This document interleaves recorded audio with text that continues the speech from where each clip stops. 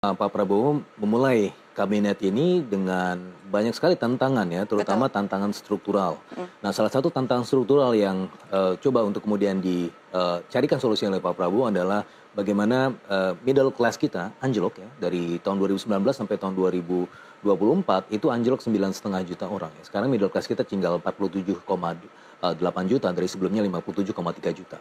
Artinya ada kebayangan pelemahan permintaan secara struktural yang kemudian membayangi potensi pertumbuhan ekonomi di tahun 2025 ini. Dan itulah yang sebabnya kemarin kenapa Pak Prabowo juga menghilangkan ranjau-ranjau ekonomi di tahun 2025. Salah satunya adalah melalui PMK 131 2024 yang mana PPN itu tidak jadi dinaikkan ya dari sebelumnya dari 11 ke 12%. Khusus untuk orang kaya saja gitu. Jadi orang-orang kelas menengah ini yang memang bebannya sudah sedemikian banyak itu kemudian dikurangi ya atau setidak-tidaknya tidak ada ranjau ekonomi baru tahun 2025. Yang juga tidak kalah pentingnya adalah selain itu program stimulus yang tadinya adalah sebagai kompensasi kalau PPN itu naik, tapi itu tetap dilaksanakan 265 triliun.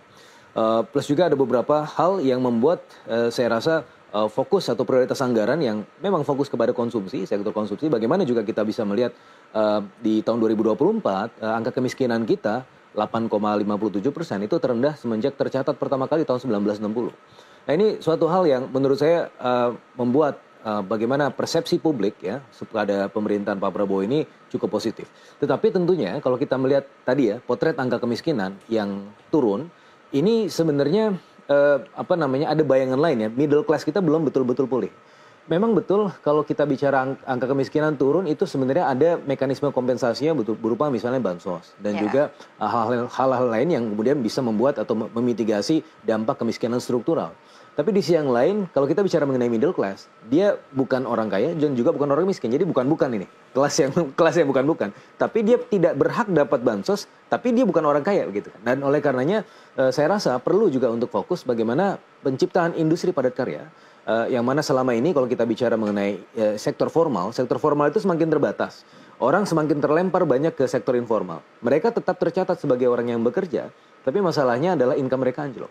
Oleh karenanya saya rasa kemarin juga ada paket stimulus yang 265 triliun itu salah satu adalah untuk penciptaan atau insentif untuk industri padat karya. Yang mana saya rasa ini sangat signifikan dan relevan ya untuk membangkitkan ekonomi kita sepanjang tahun 2025.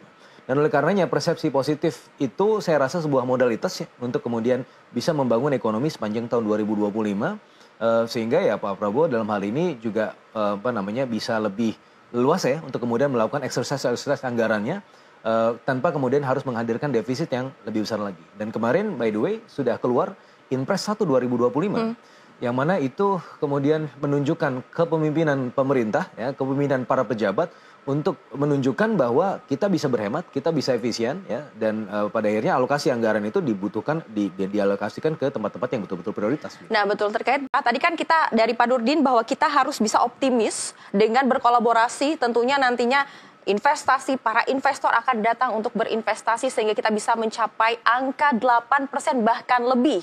Namun ini ada data dari Bank Dunia yang menyebutkan bahwa pertumbuhan Indonesia ini hanya bisa mencapai di angka 5,1%. Bagaimana komentarnya? Iya, jadi tahun 2025 ini memang tahun yang penuh tantangan ya. Jadi bagaimana bahkan Bank Dunia harus merevisi pertumbuhan ekonomi dunia ya, yang dari sebelumnya 3% menjadi 2,7%. Nah, salah satunya adalah berasal dari purwarupa kebijakan Trump. Trump ini belum terpilih saja kemarin atau baru kemudian terpilih di bulan November itu sudah menghasilkan guncangan. Sehingga saya menyebutnya sebagai purwarupa dan ini kemudian bisa menimbulkan semacam disrupsi ya sepanjang tahun 2025 ini. Nanti kita akan bicara ke sana tetapi kemudian kalau balik lagi ke target pertumbuhan ekonomi 8% sebagaimana yang tadi disampaikan juga oleh Pak Nurdin, ya hitungan saya untuk Bappenas ya dan ini sudah ada dokumennya di RPJMN 10.000 triliun untuk core infrastructures. Core infrastructures itu apa saja? Untuk water sanitation, water resources, ICT, energy, housing, dan juga transportation. Dua yang paling besar adalah yang pertama adalah energi 3.600 triliun, yang kedua adalah ICT 1.800 triliun. Nah, memang kemudian Pak Rosan kemudian menambahkan 3.500 triliun lagi untuk sektor-sektor yang lain sehingga tadi yang disampaikan oleh Pak Nurdin sekitar 13.000 triliun. Tapi oke lah kalau kita balik lagi ke core infrastructures itu yang yang bisa dipenuhi oleh domestik ya paling cuma 3.000 triliun. Nah, jadi misalnya ya untuk kebutuhan sektor perumahan yang tadi 3 juta, untuk tahun anggaran 2025 ini itu kita cuma bisa bangun 257.000 rumah, yang mana itu 8,58% dari total keseluruhan 3 juta rumah per tahun. Nah, tapi itu bisa dipenuhi dengan cara apa? Salah satunya adalah kemarin Pak Hasim juga sudah menyampaikan bahwa ada Qatar, ada Uni Emirat Arab, dan bahkan Saudi Arabia yang sama-sama beramai-ramai berbondong-bondong mereka menyatakan komitmennya akan membangun 7 juta rumah. Nah ini artinya external funding sini sangat krusial. Bagaimana tadi saya sampaikan 3.000 triliun maksimum domestik, karena kita nggak bisa lagi lebih dari itu ya. APBN kita sangat terbatas.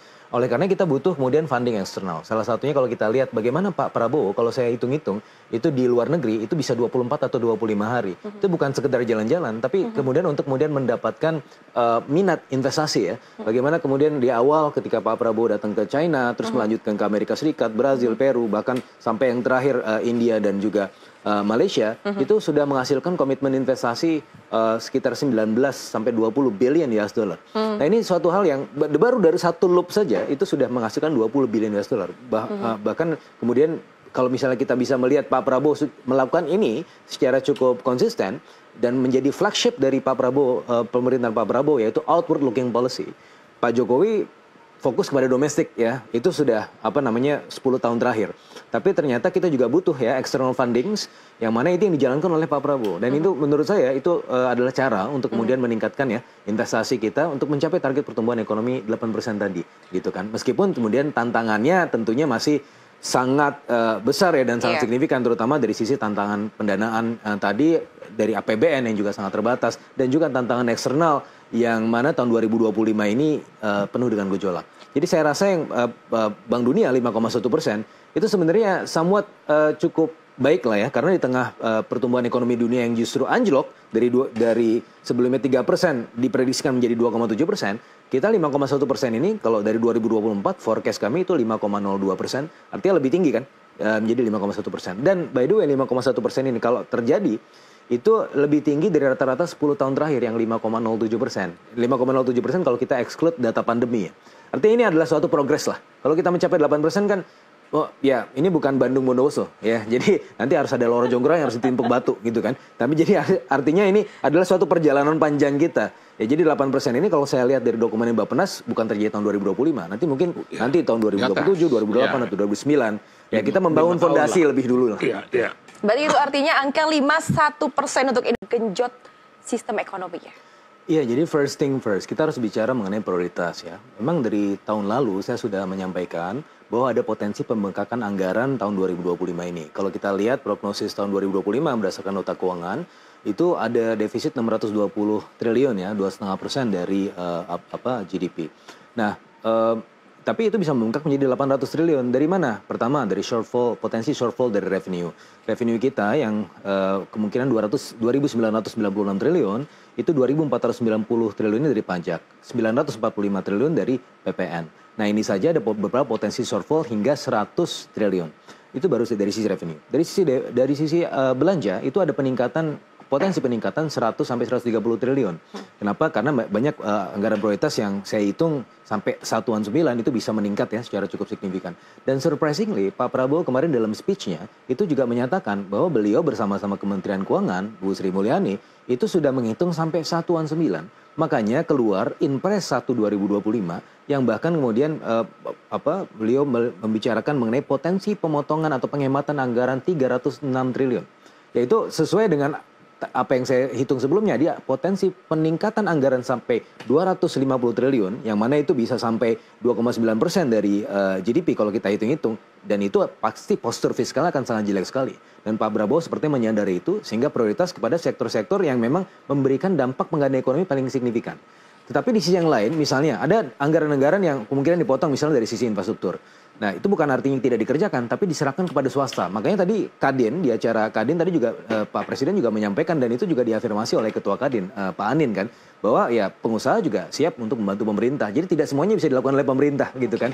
Jadi kita bisa melihat bahwa pertumbuhan ekonomi kita masih bisa di atas 5% di tahun ini, ya mungkin akan menuju 8% nanti sampai tahun 2029, tanpa harus kemudian mengorbankan anggaran sampai kemudian defisitnya membengkak. Kalau defisit membengkak, kepercayaan investor itu kan menjadi sangat sangat negatif gitu ya. Dan tadi yang saya sepakat juga apa yang disampaikan oleh Pak Prabowo, ini nanti ada perang, ada segala macam. Jadi intinya kalau dari sisi istilah militernya itu istilah Latinnya si vis pacem parabellum.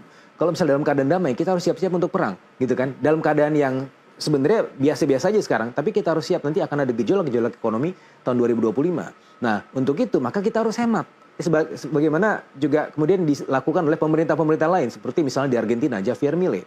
Itu memangkas anggarannya, sehingga sebelumnya itu defisit menjadi surplus, dan bahkan ekonomi bisa tumbuh. Bahkan Donald Trump itu sudah dengan Kementerian Efisiensinya, Department of Government Efficiency, itu juga sudah melakukan langkah-langkah pengurangan anggaran, gitu kan. Dan ini sudah menjadi patron dunia, dan saya rasa ketika Pak Prabowo melakukan itu sangat-sangat bisa diterima, gitu kan. Kita bisa melaju ekonominya tanpa kemudian harus membebani perekonomian di jangka menengah panjang. Tapi ini sendiri untuk penghematan anggaran dinas ini mengandung pro dan kontra, Mas. Kita tahu semua pasti ada pro dan kontranya. Tapi apakah betul untuk penghematan anggaran dinas ini nantinya memang untuk akumulasi untuk program 8% ekonomi? Saya rasa semua harus diarahkan kepada itu semua ya. Karena sesuai dengan Undang-Undang 17 tahun 2003, money follow function. Kita juga harus melihat ini sebenarnya duitnya buat apa. Harus ada value for money-nya. Kalau dinas buat jalan-jalan aja, memang mungkin ada dampak ekonominya. Tapi mungkin tidak besar dibanding ketika misalnya fokus itu semua ke program prioritas pemerintah. Ya, daripada kemudian bikin seminar, kemudian jalan-jalan yang kemudian outputnya juga nggak jelas gitu kan. Outcome-nya juga kita tidak bisa lihat. Nah, jadi prioritas saja kepada Astacita tadi. Jadi anchor-nya itu Astacita, sehingga kalau misalnya kita berpegang pada itu semua, sehingga 8% menurut saya bukan impian lagi. Kalaupun itu tidak tercapai, saya ingat apa yang disampaikan oleh Bung Karno. Kalau kita ingin mencapai langit, kalaupun jatuh masih berada di antara bintang-bintang. Itu artinya kalau nggak sampai 8%, masa 6% atau 7% nggak tercapai sih gitu kan. Tapi untuk penghematan anggaran ini apa tidak dinilai sangat ekstrim?